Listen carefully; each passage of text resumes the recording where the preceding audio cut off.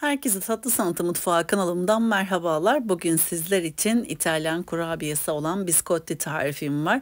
Türkiye'de Selanik gevreği olarak da bilinen benzer lezzette bir kurabiye tarifidir. Henüz bu tarifi yapmadıysanız mutlaka benim tarifimle denemenizi tavsiye ederim. Benim de çok sevdiğim bir kurabiye tarifidir. Farklı aromalarla da sevdiğiniz lezzetlerle buluşturabileceğiniz ucu açık muhteşem bir kurabiyedir. Hemen tarifime başlayalım.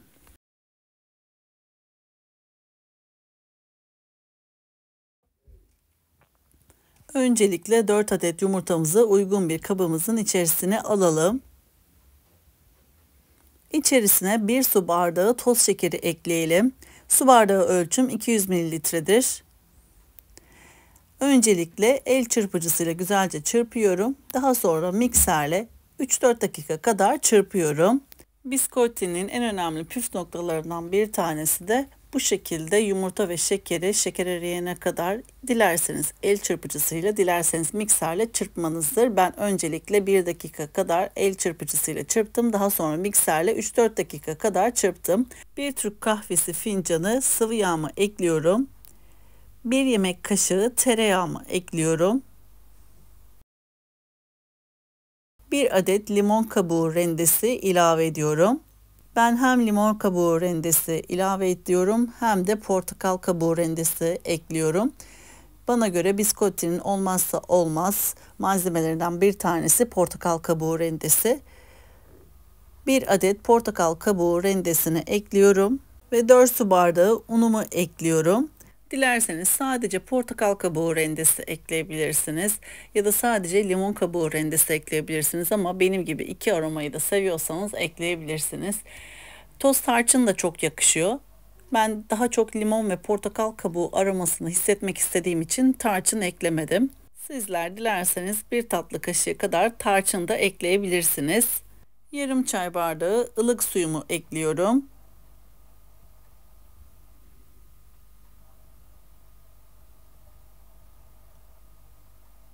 1 paket vanilya ekliyorum ve 1 paket hamur kabartma tozu ekliyorum. Spatula yardımıyla tüm malzemelerimi güzelce karıştırıyorum.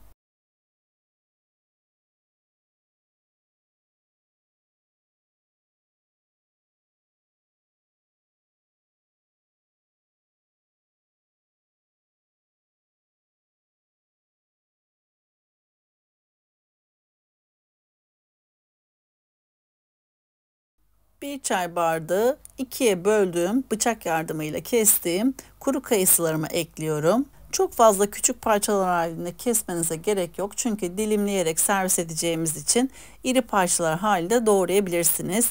1 su bardağı ceviz badem karışımı ekliyorum. 1 su bardağı fındık ekliyorum. 1 su bardağı kuru üzüm ekliyorum. Ve tüm malzemelerimi spatula yardımıyla güzelce karıştırıyorum. Yakından da gördüğünüz gibi ne kurabiye harcına benziyor ne de kek harcına benziyor.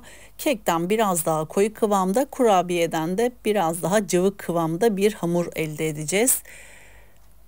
Bu şekilde kurabiye harcımızı hazırlayalım. Bir yandan fırın tepsimizin üzerine yağlı kağıdımızı serelim. Yağlı kağıdımızı serdikten sonra kurabiye harcımızı spatula yardımıyla fırın tepsimizin üzerine dökelim. Dilerseniz borcamda veya kek kalıbında da bu işlemi yapabilirsiniz.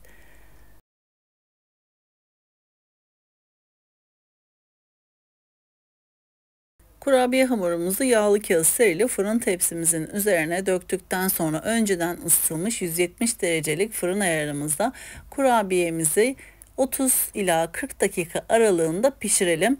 Lütfen bu aşamada kontrollü bir şekilde pişirelim. Çünkü kurabiyemizin üst kısmını hafif kızardıktan sonra tepsimizi fırından çıkaralım. Ben fırınımda 30 dakika kadar tuttum. Üzeri gördüğünüz gibi kızardı. Şimdi hemen bıçak yardımıyla uzun şeritler halinde kurabiyemi kesiyorum. Daha sonra dilimler halinde kesip tekrardan fırına vereceğim.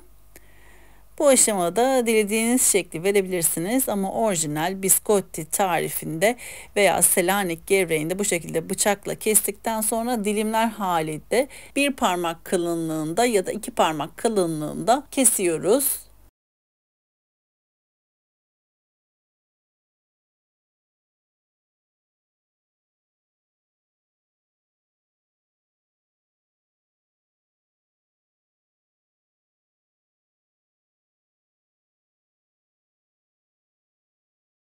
Uzun şeritler halinde kurabiyelerimi kestikten sonra şimdi daha küçük porsiyonlarda hazırlamak üzere dilimler halinde kesiyorum. Ben biraz kalınca seviyorum. Dilerseniz daha ince olarak keserek de hazırlayabilirsiniz. Bu haliyle de gerçekten çok lezzetli. Hem kek hem kurabiye lezzetini alabilirsiniz. İçerisi bol malzemeli, bol kuru yemişli, çok lezzetli bir kurabiye tarifidir. Özellikle sütlü kahve ile içmenizi tavsiye ederim. Çayın, kahvenin yanında en lezzetli atıştırmalık diyebilirim.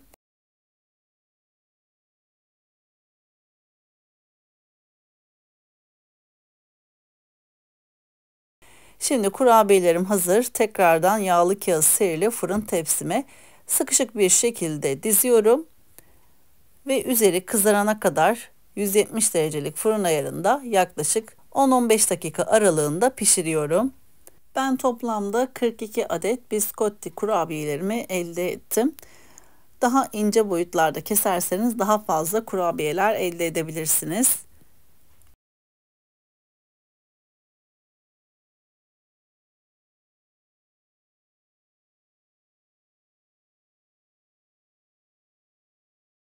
Kurabiyelerimi 10 dakika boyunca alt üst fırın ayarında altı ve üstü kızarana kadar pişirdim. Gördüğünüz gibi kıtır kıtır kıyır kıyır çok lezzetli Selanik gevreği biskottilerim hazır. Şimdi sizlere yakından kıvamını göstermek istiyorum.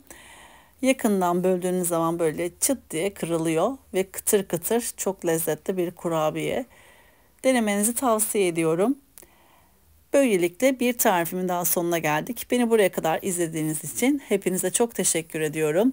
YouTube kanalıma henüz abone olmadıysanız YouTube kanalıma abone olmayı, paylaştığım videolarıma beğeni bırakmayı lütfen unutmayınız. Yepyeni tariflerimden anında haberdar olabilmek için bildirim zilini lütfen açınız.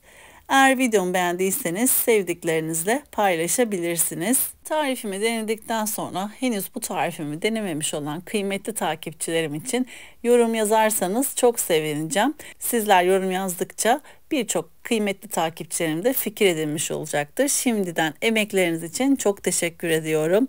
Bir sonraki tarifimde tekrardan sizlerle görüşmek üzere. O zamana kadar kendinize çok iyi bakın. Hoşça kalın.